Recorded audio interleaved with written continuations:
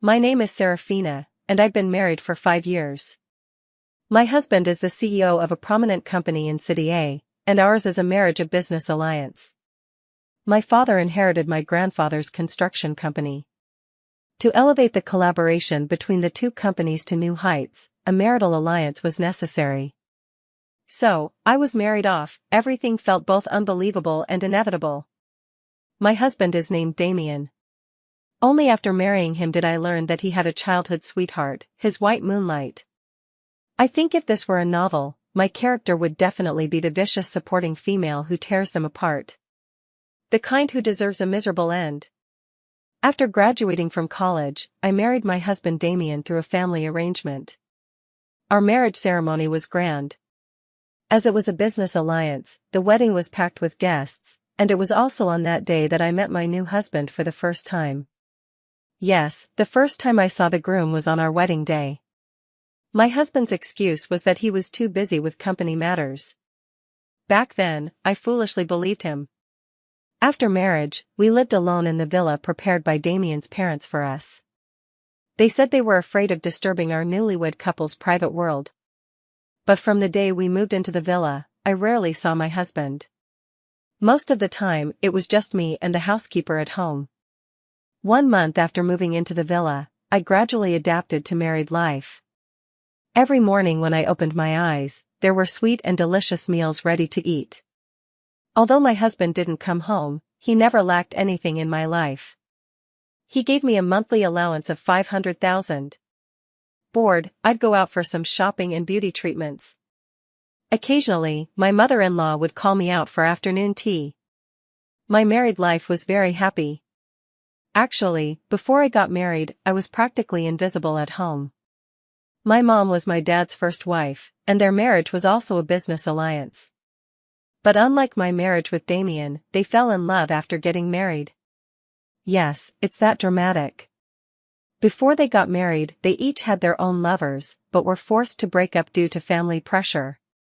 Unexpectedly, after getting married, they developed feelings for each other and eventually had me. For the first 3 years of my life, I was very happy, with loving parents and a warm family. When I was 3 years old, my mother's former lover returned, and their old flames reignited. To go on dates with him, Mom used me as an excuse every time. For that man, she resolutely divorced Dad. On the day she left, she didn't say a single word to me. She just packed her things, didn't even glance at me or Dad, and walked away with such finality. I watched my mother's retreating figure, crying my heart out. Countless cries of Mom didn't make her turn back to look at me even once. That day, I didn't just lose my mother, I lost my father, too. From that day on, Dad began to ignore me. He acted as if his daughter didn't exist, spending his days either working or going out with others for fun. In the end, it was Grandpa who couldn't bear to see me suffer and took me to live by his side in Haicheng. That was until I turned 19, when Grandpa passed away from illness. After Grandpa's funeral, I returned to my father's home. During those years, my father had also started his own family, with his first love. 3 years after my parents' divorce, he reunited with her at a banquet. Just like Cinderella meeting her prince, my father encountered his first love while she was being harassed by a spoiled young man. After he intervened, their old flames reignited. A year later, my father remarried. Another year after that, I gained a younger brother. Now, I have 2 half-brothers and a half-sister. My stepmother has been very good to me. In daily life, she treats me and my younger siblings equally. Whatever my siblings have, I have too. However, every time the family gathers for a meal, I always feel like an outsider, like I don't belong. The 5 of them are so affectionate, anyone looking at them would think this family is nothing but warmth. So, even though my stepmother and siblings are quite friendly toward me, deep down, I just couldn't accept it. That's why, since starting college, I rarely went back to that home unless absolutely necessary. This continued until I graduated. I still remember that period near graduation when I was busy working on my thesis every day. One day, my father called me home from school. The moment I stepped through the door, he told me he had arranged a marriage for me, with the wedding scheduled in 2 months, the invitations had already been sent out. He said I didn't need to worry about anything, just show up on the wedding day as a beautiful bride. He told me that my future husband had shown extraordinary talent and brilliance since childhood, excelling in both academics and every other aspect. He added that the man was handsome, decisive and firm in handling matters, yet not overly ruthless, remarkable for his age. He said that this marriage arrangement was something he worked hard to negotiate, and the other party is the CEO of a listed company. Their family's status is far above ours. He said that my future parents-in-law are very satisfied with me, and if I marry into their family, there will definitely be no conflicts between mother-in-law and daughter-in-law.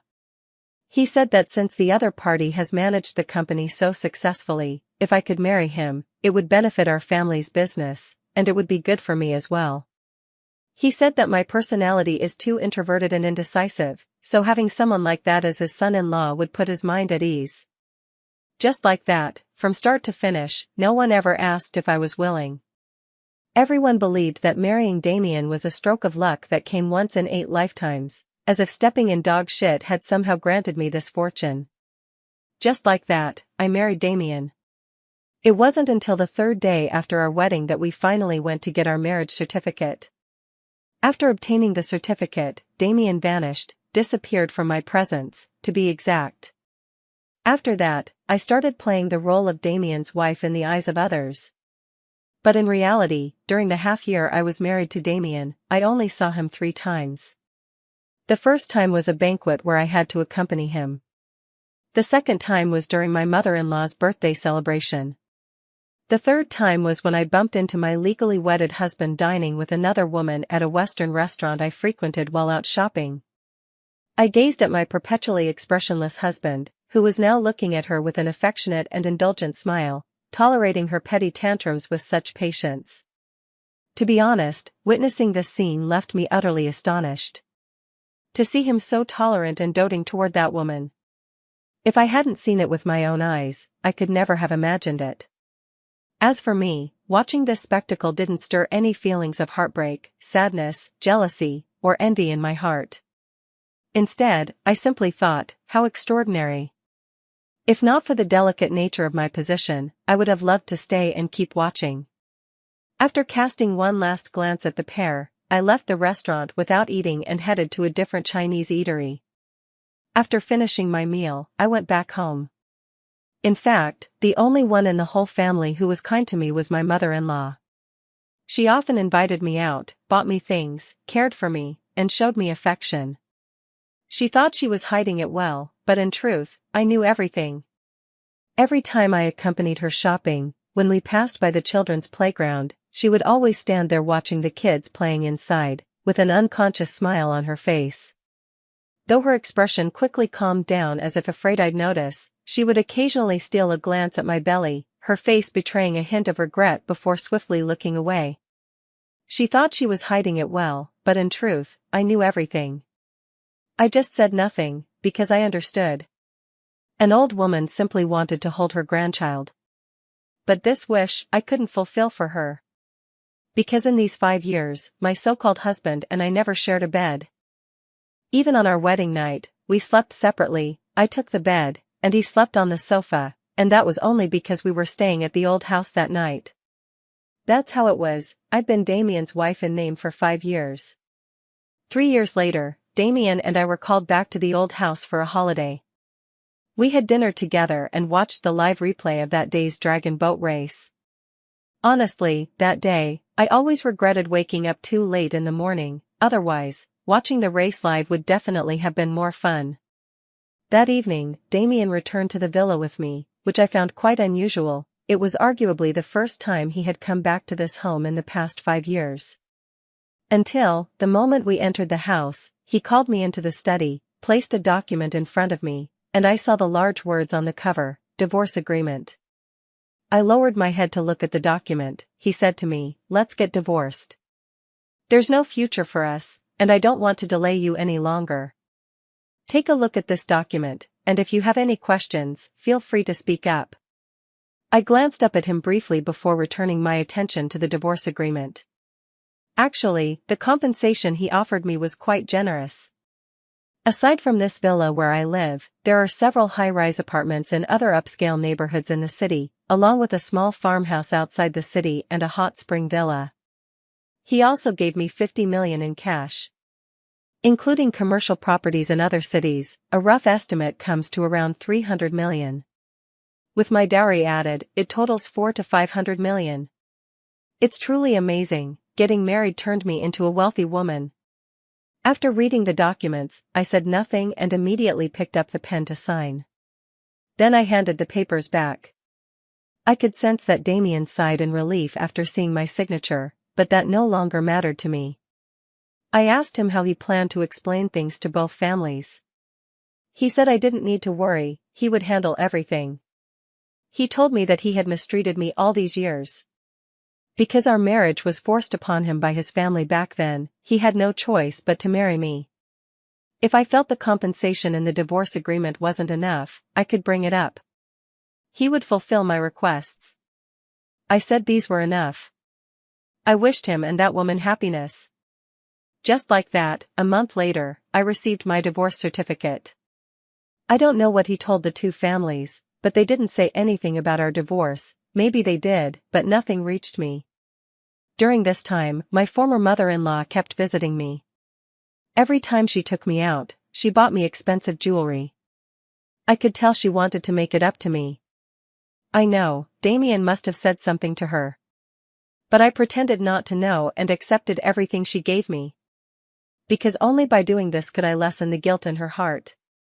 Later, I understood what the guilty look in my ex-mother-in-law's eyes meant, and why my in-laws didn't question our divorce. Because that woman was pregnant. But it had nothing to do with me anymore.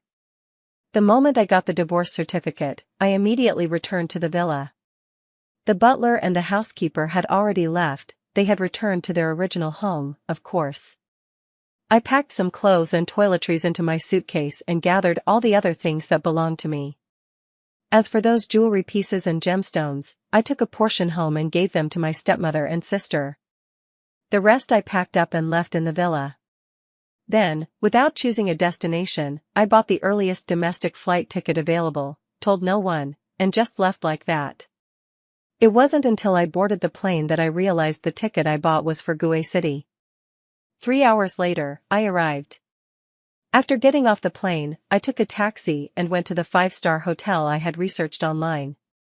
I checked in, freshened up thoroughly in the hotel room, and slept soundly. When I woke up, it was already dark, and the night markets of Yunnan and Guizhou had begun. I went out and indulged in the delicious local cuisine at the night market, eating until I was completely full. Back at the hotel, I washed up and then rested. The next day, I woke up very early. Looking at this unfamiliar city, I felt inexplicably excited. I went to the hotel's 3rd floor and enjoyed their specialty breakfast, along with a sweet cup of soy milk. It felt like the sweetness could reach my heart. Back in my room, for the first time ever, I put on a beautiful makeup look and changed into a green printed halter dress. I grabbed a hat, put on sunglasses, picked up my bag, slipped on a pair of flats, and headed out. During breakfast, I had already planned my itinerary. Since it was close to the hotel, on the first day, I went to see the waterfall, played in the water, tried rafting, and experienced many thrilling activities. It wasn't until evening that I took a taxi back to the hotel. After taking a shower, I went to bed early. Over the next few days, I gradually visited the most famous attractions in the city. On the last day, I suddenly had an idea. I wanted to check out a bar. Since childhood, I had never been to such a place, but that day, I really wanted to see what it was like. So, that night, I went to the city's largest bar. Only after entering did I realize that what others had described paled in comparison to the actual experience. It was far more overwhelming. The dim and hazy lights flickered incessantly, while groups of people sat together clinking glasses, laughing, and flirting. On the dance floor, men and women jumped wildly to the deafening beat of the music. I walked alone to the bar and ordered the mildest alcoholic drink available. Sitting at the counter, I watched these chaotic and frenzied men and women with curiosity. Before I knew it, I had finished my drink. One glass led to another, and after 3 drinks, I felt my stomach bloated. I hurried to find the restroom but had to ask several staff members before finally locating it. By then, I was already slightly tipsy. After using the restroom, I started feeling uneasy. Who would have thought that even the mildest drink in this bar was too strong for me? Seizing the last remnants of my consciousness, I made it back to the hotel. But little did I know, fate had a cruel joke in store for me. That night, just as I returned to my hotel room and was about to take a shower, I discovered the shower was broken.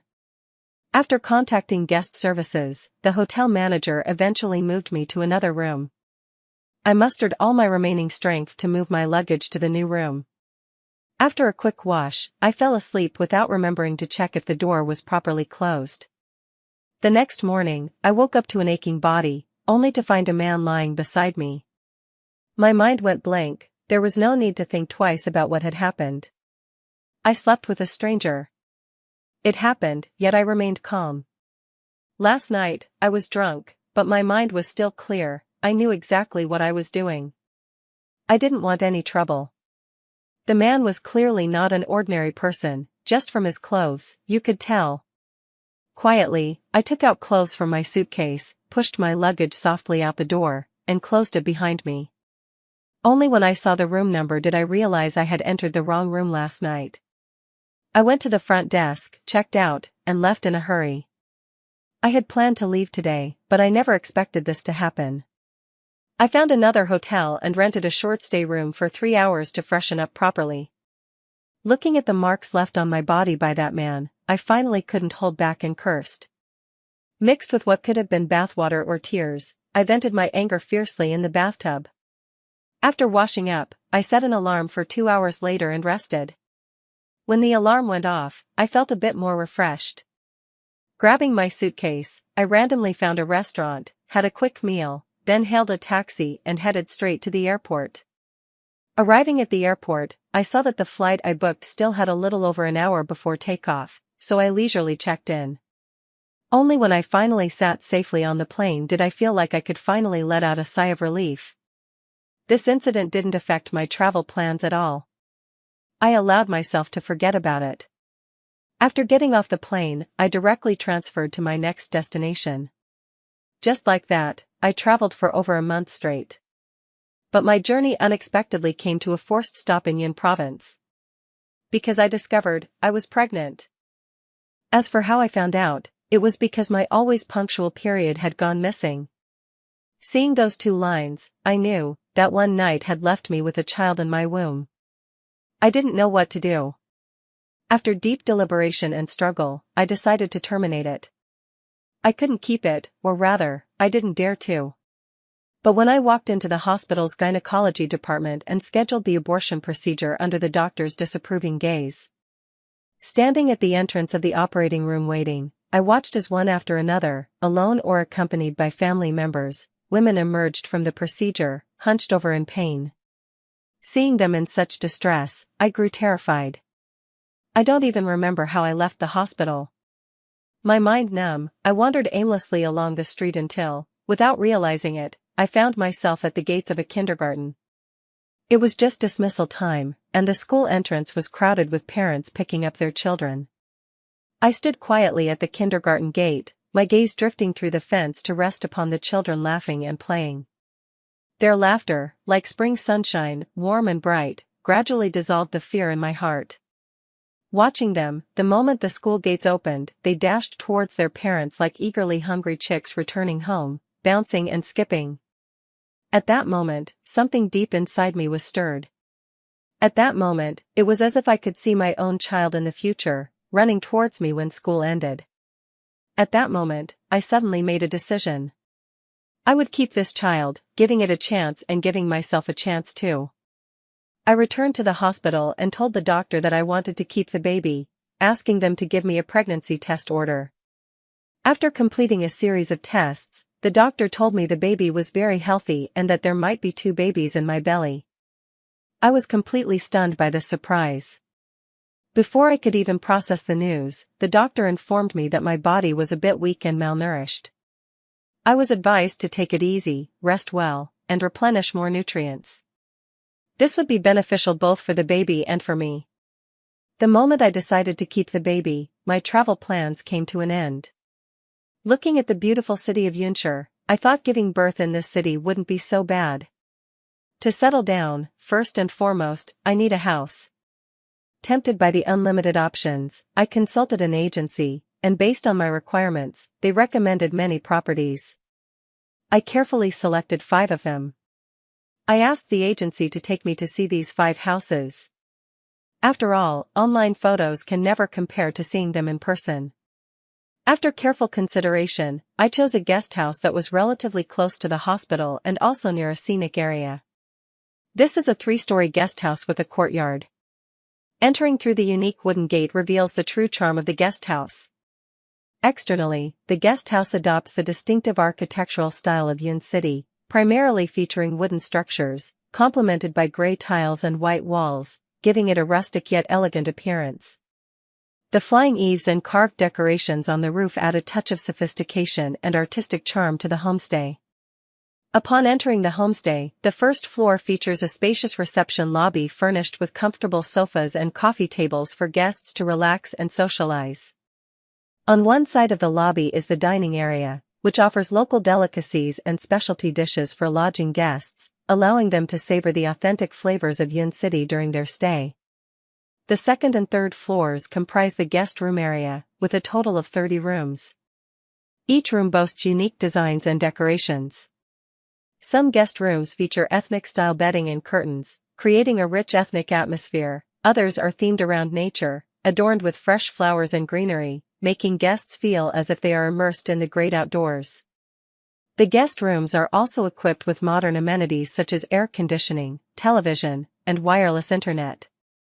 The entire homestay has a rectangular layout, resulting in a spacious courtyard. A pebble path runs through the center of the courtyard. To the left of the homestay's courtyard is a small garden, filled with a variety of blooming flowers and plants. In full bloom, the flowers are vibrant and fragrant. To the right is a pavilion with a small pond, where lotus leaves and a few lotus flowers can be seen. Behind the homestay stands a 2-story detached villa. The agent said this also belongs to the homestay owner and is sold together with the homestay. I went inside the villa to take a look. The villa's decor style is very similar to the homestay. The first floor has a dining area, living room, 2 bedrooms, 1 shared bathroom, and a storage room. The second floor has 4 bedrooms, a study, and a small lounge with a large terrace. The third floor is a small attic. After looking around, I really liked both the homestay and the villa. After negotiating with the agent, I ultimately bought this homestay and the villa behind it for $3 million. That same afternoon, I went with the homestay owner to complete the property transfer procedures. The next morning, I contacted the appliance store owner to deliver and replace all the necessary household appliances for the guest house. Then, I reached out to the home textile store to replace all the bedding, sheets, and similar items. Finally, I hired a cleaning company to give both the guest house and the villa a thorough cleaning. After all the preparations were done, I moved everything from the hotel into the villa. Following that, without wasting any time, I booked a flight back to City A. Yes, I decided to return to City A to pack up all my belongings and bring them back. Because, if there are no surprises, I should settle in Yun City for the next few years. On the day I returned to City A, I contacted a local moving company to relocate all my personal belongings from the villa. I spent a total of 3 days in City A. I went back home and told them I had found a job in High City that I really liked. I planned to live there, and if nothing unexpected happened, I probably wouldn't be coming back. I didn't care how angry or furious my father was. That same day, I boarded a plane and returned to Yun City. I've hired 10 staff. 2 front desk attendants, 4 in the kitchen, and 4 for cleaning. On a beautiful sunny morning, my homestay officially opened for business. Since it's a homestay, most bookings come from online platforms. The first month saw relatively low occupancy, but I wasn't concerned. I opened this place mainly to keep myself occupied. Unexpectedly, starting from the second month, my homestay gradually gained popularity online. After another 3 months, it actually climbed onto Yun City's homestay rental rankings. As the business gradually improved, my belly also grew noticeably larger. To date, I'm already over 6 months pregnant. At 3 months pregnant, when I went to the hospital for a prenatal checkup, the doctor accurately told me that I was expecting twins. And the babies were very healthy. At 7 months pregnant, I hired 2 nannies at a high salary. Being pregnant with twins, my belly was already quite large by then, and it had begun to interfere with my daily life. At 8 months pregnant, it was Chinese New Year. I gave each of my employees an annual bonus and some holiday gifts. As for the 2 nannies, during the holiday days, they took turns coming during the day to take care of me. After the new year, the homestay reopened for business. By then, I was nearing my due date. During that period, my hands, feet, and face were swollen. Walking was difficult every day, but I still made sure to take a short walk after meals. Finally, early in the morning on February 6th, I woke up feeling extremely uncomfortable. My stomach was also faintly aching. For some reason, I had a strong premonition I was going into labor. I called the nanny and asked her to help me pack my things. Even though the delivery bag was already prepared, I still needed to double-check everything. During lunchtime, I suddenly felt something warm and wet running down my leg. Looking down, I realized my water had broken. I didn't bother with anything else, quickly finished my meal, called for the nanny to grab my things, and had her help me out the door to the hospital. By the time we arrived at the hospital, my stomach had gradually started hurting. From afternoon until midnight, and past 2 a.m., I finally gave birth to twins. Exhausted, I didn't even get to see the babies before passing out. I slept until the next afternoon before gradually regaining consciousness. When I opened my eyes, the nanny Grace was by my side caring for me, while the other nanny Monica was absent. Grace told me Monica had gone to check on the babies. I looked around but didn't see them. Grace explained that since they were twins and quite small, they were currently in incubators. Not until the day before discharge did I finally meet my 2 babies. Seeing those little ones smiling and reaching out to me, I suddenly felt an inexplicable ache in my heart. This is what I gave birth to after 10 hours of pain. My blood-related family. To better take care of myself and the babies, I decided to go to a postpartum care center. With the help of 2 nannies in choosing, I selected a high-end postpartum care center that costs $150,000 per month. On the day of discharge, the postpartum care center sent a dedicated car to pick me up. At the center, I experienced meticulous care and attention. The environment here is warm, comfortable, and fully equipped, allowing me to rest peacefully and recover my health gradually. Professional caregivers constantly monitor my physical condition and provide scientific dietary and nursing advice. Every day, I would enjoy warm moments with the babies. Gazing at their adorable faces, my heart was filled with maternal love. During this period, the caregivers also patiently taught me how to properly feed and care for the babies, helping me gradually adjust to the role of a mother. It took me half a month to finally settle on the babies' names. The older brother is called River, and the younger sister is Nova. During my stay at the postpartum care center, I also got acquainted with other new mothers. We exchanged parenting experiences together, sharing each other's joys and troubles.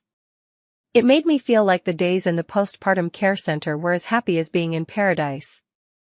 Before I knew it, I had stayed at the postpartum care center for 40 days. On the day I left, I was actually a little reluctant. No matter how reluctant I was, going home was still a joy. On the day I returned to the villa, the 2 nannies also came back. I forgot to mention that on the second day of my stay in the postpartum care center, I gave them a vacation. After all, before I gave birth and during my hospitalization, they were quite busy and exhausted. The day after returning to the villa, the staff from the guest house came to visit me and the baby one by one. Before leaving, each of them gave the baby a red envelope. By the time the baby reached the 100-day mark, I had already finished my postpartum confinement. I hosted 2 feasts at the villa and invited all the staff to celebrate the baby's 100-day banquet. Days passed one after another, and I felt like the baby was growing so fast. In the blink of an eye, they had already learned to crawl all over the place. I also transformed from a novice mom who would cry whenever the baby cried into an emotionless mother who could calmly prepare formula and change diapers while the baby was crying. This period was the most exhausting time for me and the two nannies because it was also when the kids had the most energy. When they turned 1-year-old, I set up a grapevine trellis in the yard and used a specialized baby fence to enclose a small area beneath it. I laid out soft mats and filled the space with their favorite toys. Every morning after breakfast, River and Nova would whimper and fuss to go outside, one hand tugging at me while the other pointed toward the door, their big, grape-like black eyes blinking up at me. Each time, I couldn't help but feel both exasperated and amused. I'd call the nannies to bring out the playpen, mats, and toys to set up outside, then place the kids inside and let them play. I truly thought I'd continue living out this simple yet warm life in Yun City. Little did I know, fate had another cruel joke in store for me. I'll never forget that morning. The moment I woke up, I felt uneasy and restless for no apparent reason. I checked on my two babies. They were sleeping soundly, with no signs of fever or cold. Everything seemed normal. Yet something didn't feel right, though I couldn't pinpoint what exactly. At 10, Chloe from the guest house came to ask for leave, saying her father had been in a car accident that morning. The county hospital has limited medical resources, and with her father's severe condition, they could only stabilize him but couldn't perform surgery due to the lack of medical equipment. They could only stabilize his condition. Her family only has an illiterate mother and a brother who works in another city. The situation was urgent. Watching the little girl cry as she spoke to me, I quickly said I would take her there, as taking a bus might take who knows how long. Due to the emergency, before I left, I arranged everything with the two nannies, instructing them to focus solely on taking care of the baby and not to handle anything else. After saying that, I drove Chloe to the hospital. Just as we arrived, the ambulance carrying her father pulled up. After helping to get her father settled in, I drove home. When I reached the gate of the homestay, Grace called me. Thinking it was my baby crying for me, I hung up the phone and walked toward the villa. To my surprise, when I got home, I wasn't greeted by a crying baby but by Grace, her face full of panic. Seeing me return, Grace rushed toward me in tears, grabbed my hand, and said, "The two children are gone." I felt as if my ears weren't working properly. How could I be hearing that my baby was missing? I felt as though my world had collapsed in an instant, my face turned deathly pale, my eyes filled with despair and terror. I couldn't accept this cruel reality, tears streaming down my face. I grabbed Grace and asked her, "What do you mean the child is gone?" Grace told me that after I left, she and Monica were watching the two babies. They were doing fine, with both children quietly playing with their toys. Half an hour ago, Monica said she was going to the guesthouse kitchen to get some ingredients to prepare baby food for the two children when I returned. After Monica returned, a while later, Monica asked her to go inside and fetch some water for the two children. She went in to get the water, but when she came back out, she found that Monica and the two children were gone. She thought Monica had taken the two children to play at the front homestay. She hurried out to look for them but couldn't find them. After asking around the homestay staff, everyone said they hadn't seen Monica or the two children. She called Monica, but her phone was turned off. It was only then that she urgently called other employees to help search. Everyone combed the nearby area, but they still couldn't find them.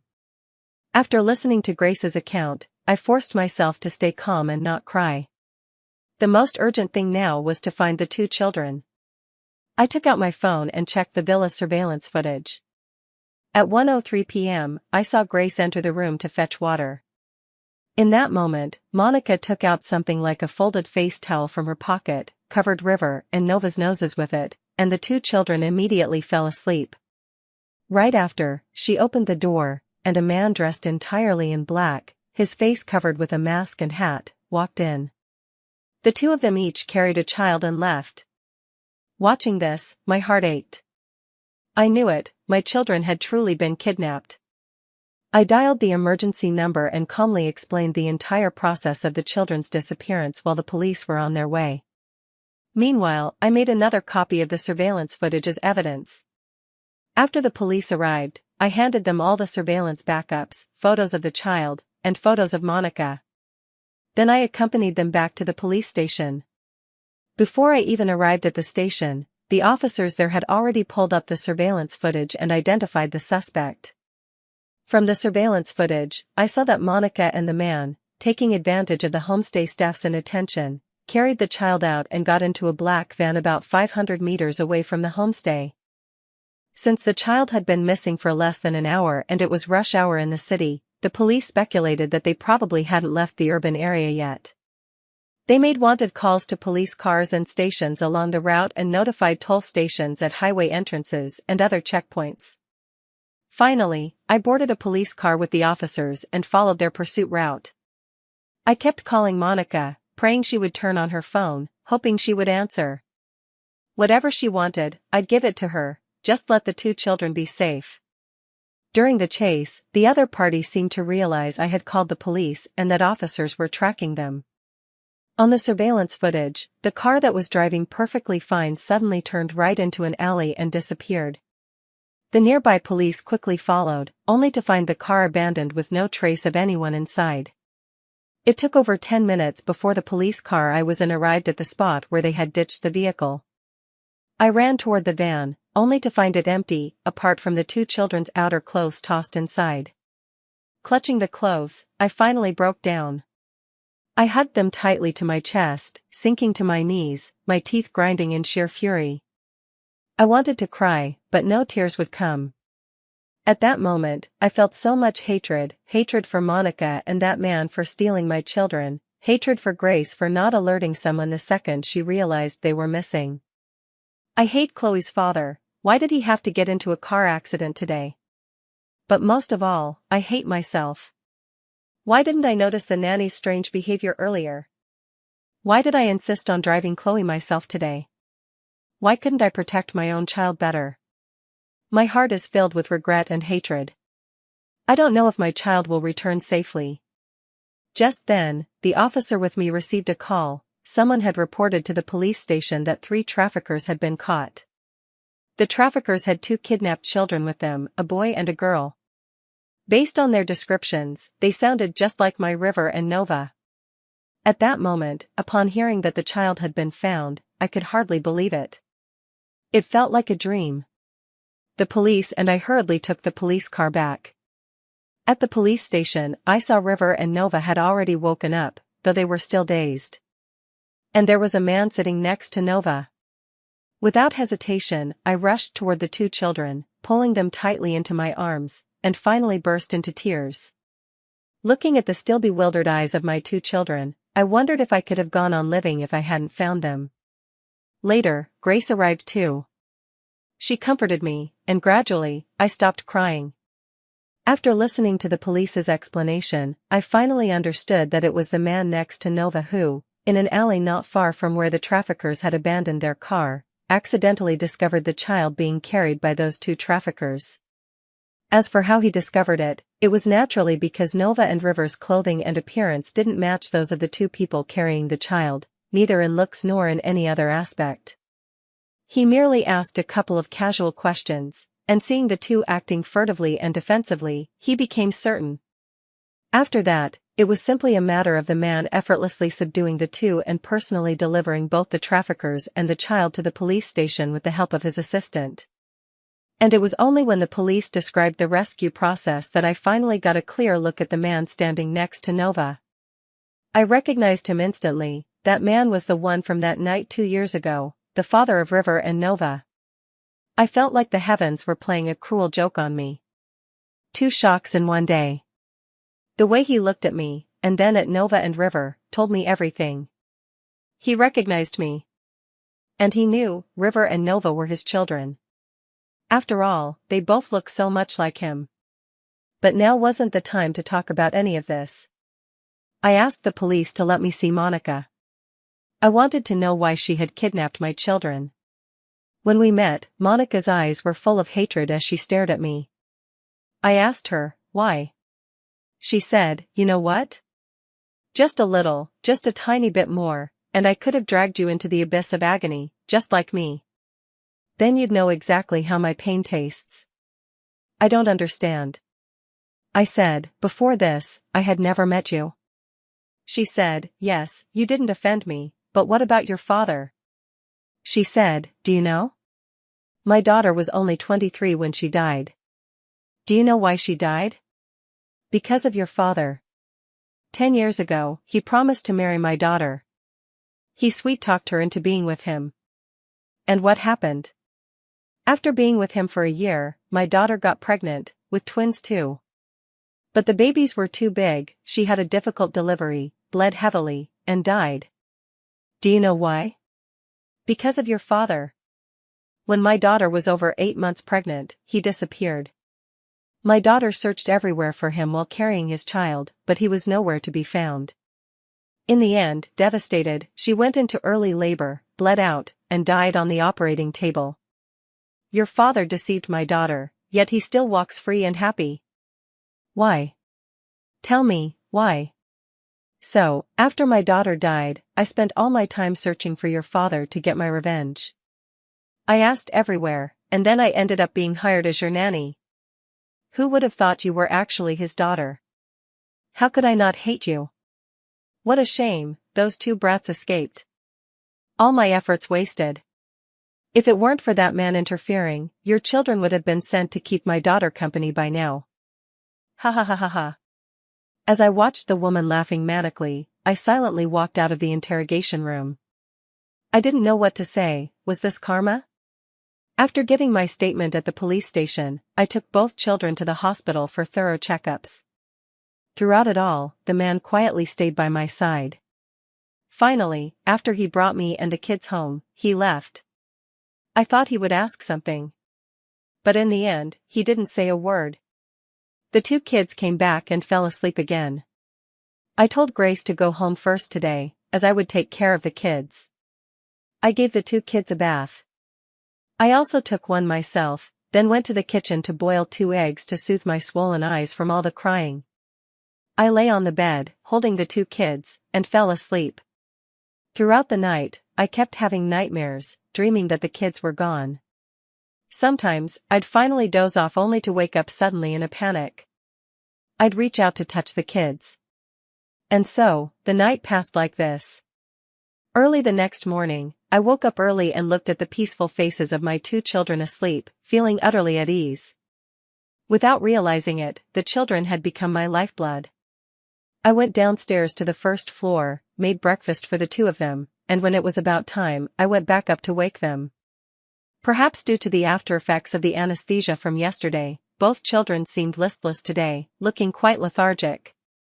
After breakfast, River and Nova fell asleep again. I didn't go anywhere all day, I just stayed by their side. It wasn't until the afternoon that they regained their energy. Watching the 2 little ones laughing and playing, I finally felt a bit more at ease. At 6 o'clock, Liam, the staff at the guest house, came to find me, saying someone was looking for me there. As soon as he described the person's appearance, I knew who it was, so I asked him to bring them to the villa. 5 minutes later, watching the man standing at the gate of the courtyard, I silently invited him in. Seeing him immediately gaze at the 2 children playing under the grapevine, my heart was in turmoil. Although I had long prepared myself for the inevitability of being discovered one day, I never expected it to happen so quickly. Nova, upon seeing a stranger, wasn't as timid as usual and instead giggled while wobbling her way toward them. The man picked up Nova, who rushed into his arms. He played with River and Nova for quite a while until both babies grew tired and fell asleep. He then carried them upstairs and settled them in. The 2 of us sat on the second-floor balcony.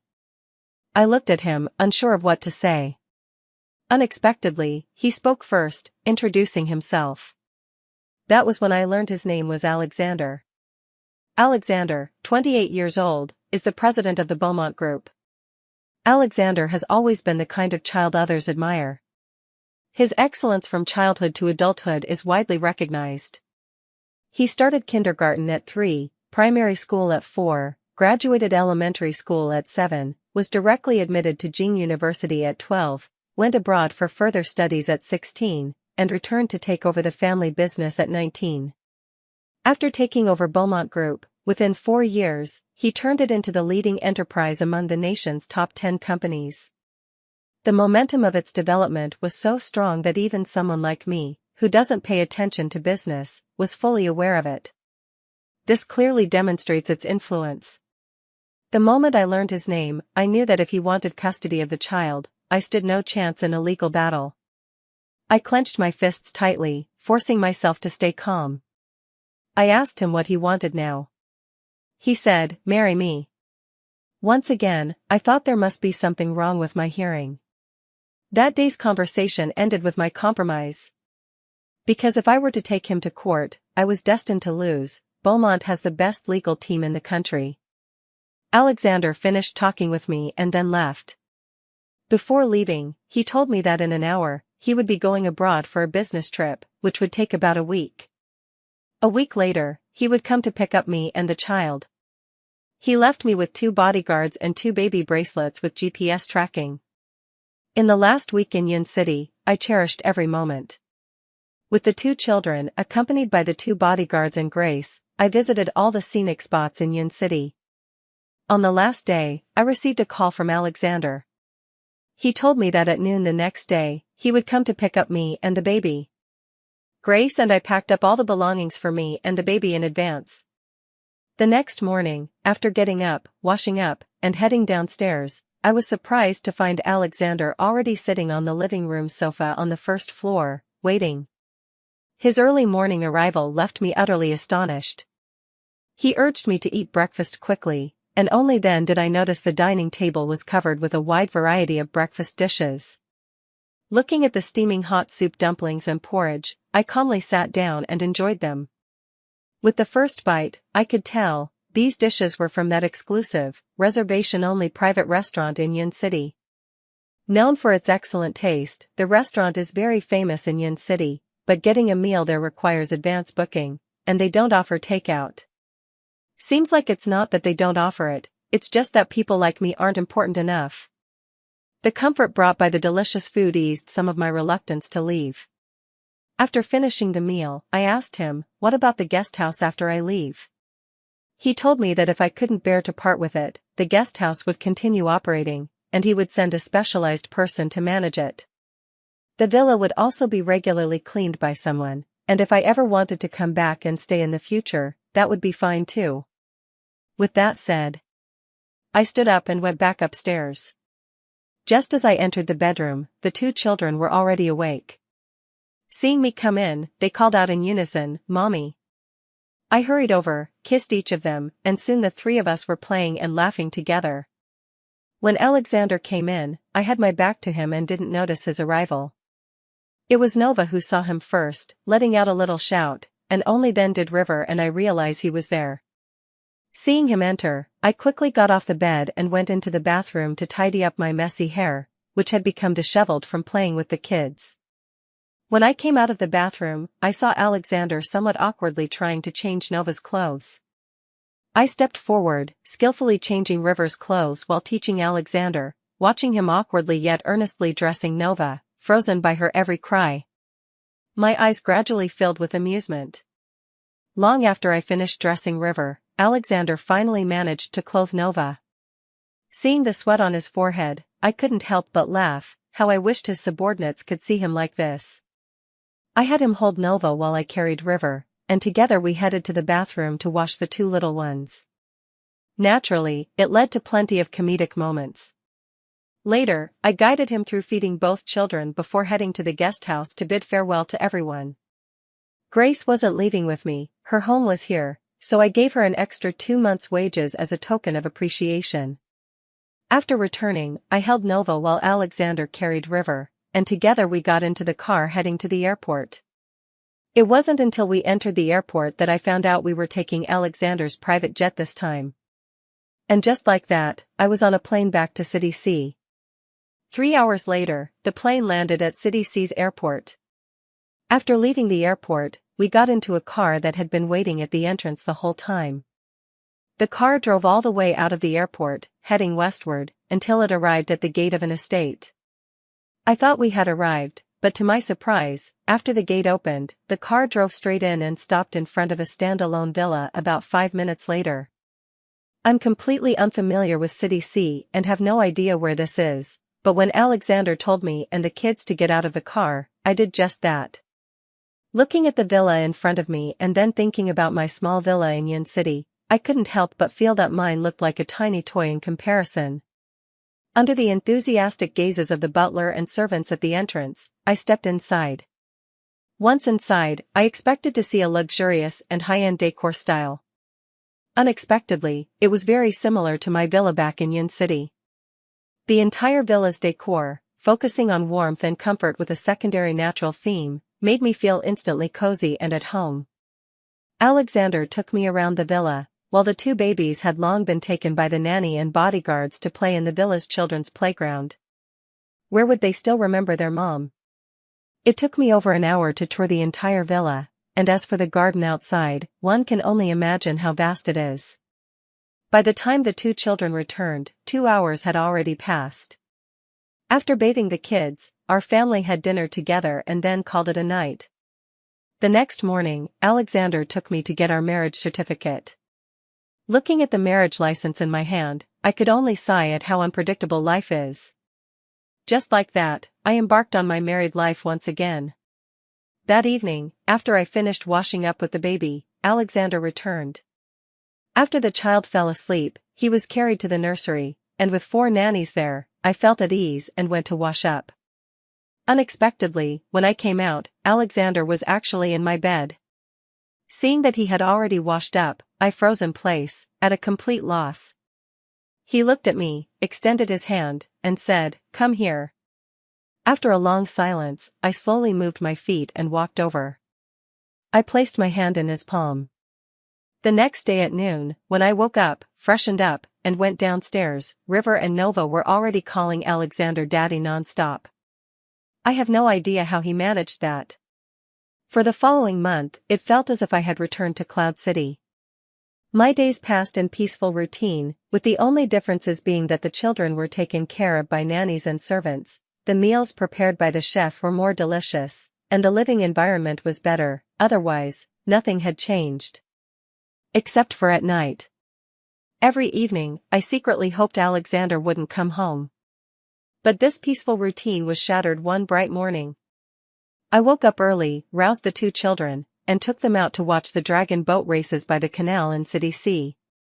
Amid the enthusiastic cheers of the crowd, the races began. With both kids in tow, I joined in the cheering.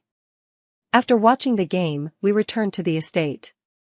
To our surprise, the living room was occupied by 4 elderly people and a young girl. The moment we entered, they all rushed toward us with sparkling eyes. River and Nova were immediately swept up and adored by them. Judging by their faces, I realized. These must be Alexander's grandparents, parents, and younger sister. The 4 elders took turns showering the children with kisses and hugs, playfully fighting over them. Meanwhile, Luna grabbed my hand, repeatedly saying how blind I must have been to fall for her brother, all the while wearing an expression of sympathy for my suffering. I couldn't help but laugh and cry at the same time. After all, Alexander was practically the cream of the crop among eligible bachelors. How could his own sister hold such a low opinion of him? Just as the 2 babies were about to burst into tears from all the doting, hugging, and kissing from their 4 grandparents, Alexander hurriedly returned. As soon as he walked in, he came straight to me, grabbed my hand, and stared at me. Under Luna's teasing gaze, I suddenly felt embarrassed. I removed his hand and walked towards the 2 children, comforting Nova when she was about to cry.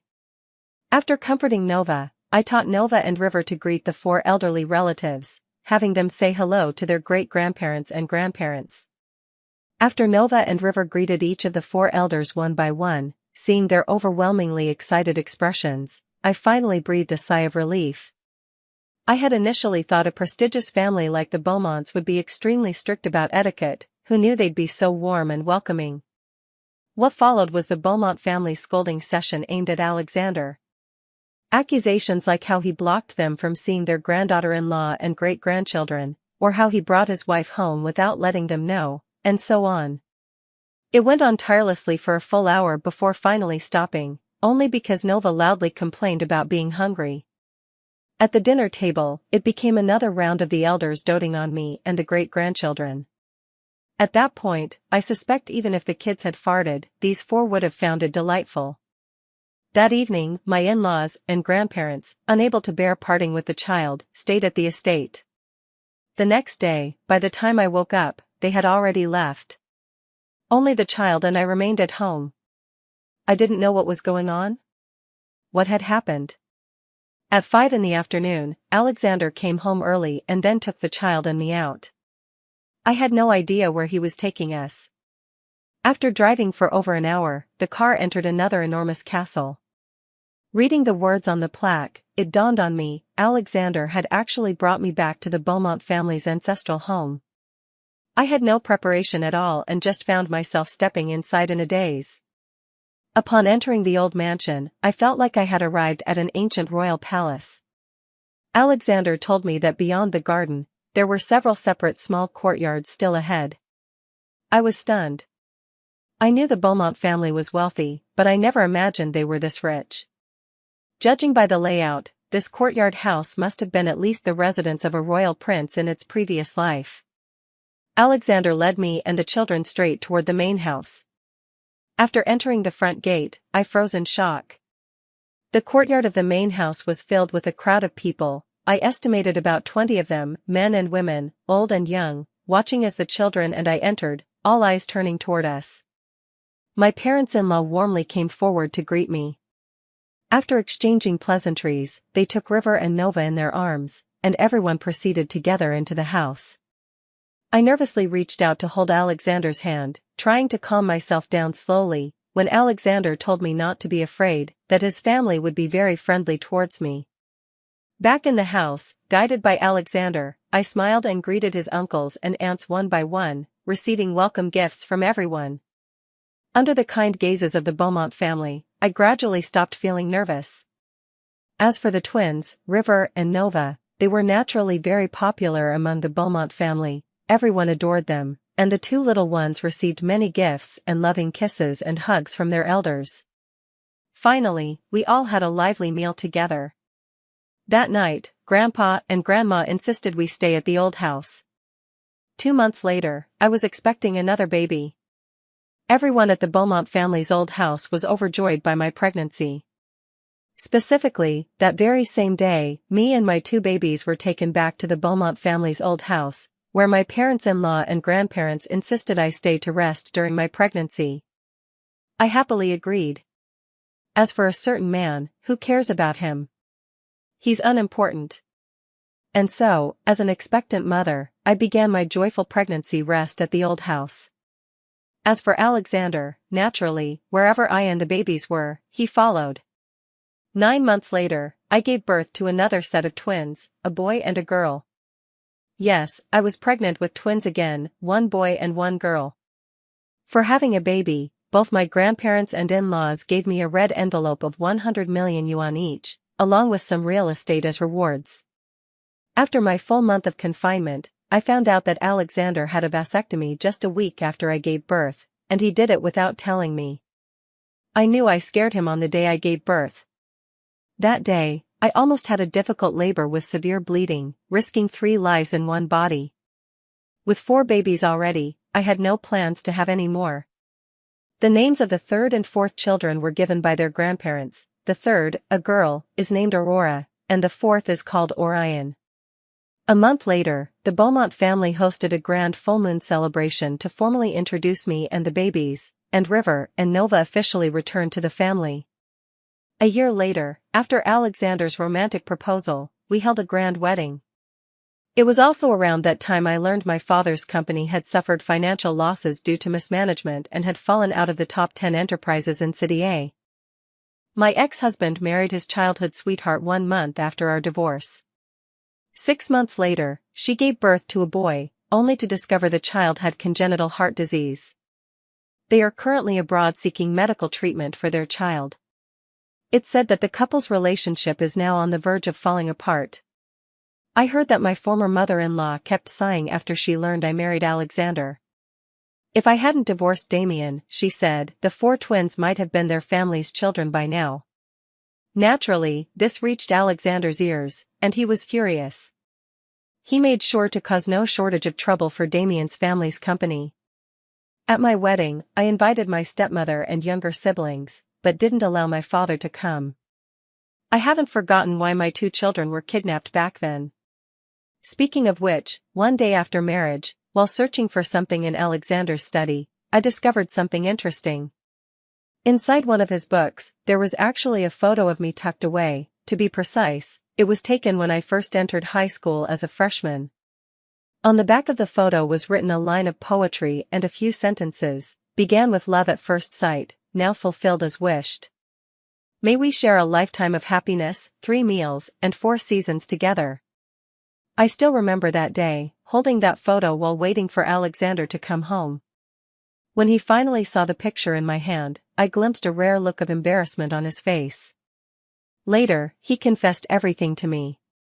It turned out that when I was 17 in my first year of high school, his aunt was the dean of discipline at our school. Having just returned to the country, he came to the school that day to deliver something to his aunt. At noon, as he passed by the school playground, he saw me playing with classmates and couldn't resist taking that photo with his phone. Back then, because of my grandfather, I spent my first year of high school at Haiching School. Alexander said that from that day on, he would visit Haiching School to see me whenever he had the chance. Sometimes it was on the playground, sometimes in the cafeteria, sometimes on the way home. That continued until Grandpa passed away, and I transferred back to City A. He lost track of me. I thought there would be no chance to meet again, but unexpectedly, he happened to run into me during a business trip to City A. By then, however, I was already married to Damian. That night in your city, after learning about my divorce and solo trip, he specifically sent people to follow and protect me. He planned to come find me once he finished handling urgent matters, but in his haste, someone took advantage and slipped him a drug. Later, in my dazed state, I stumbled into the wrong room. Through a twist of fate, that night happened. The next morning, when he woke up and couldn't find me, he went to check the surveillance footage, but that particular morning, the area happened to have a power outage. Just like that, he lost track of me. Who could have imagined that 2 years later, we would meet again in Yin City, and even more unexpectedly, that very night I ended up with 2 babies. Fate plays funny tricks. But in the end, we didn't miss each other. May all lovers in the world finally unite as one.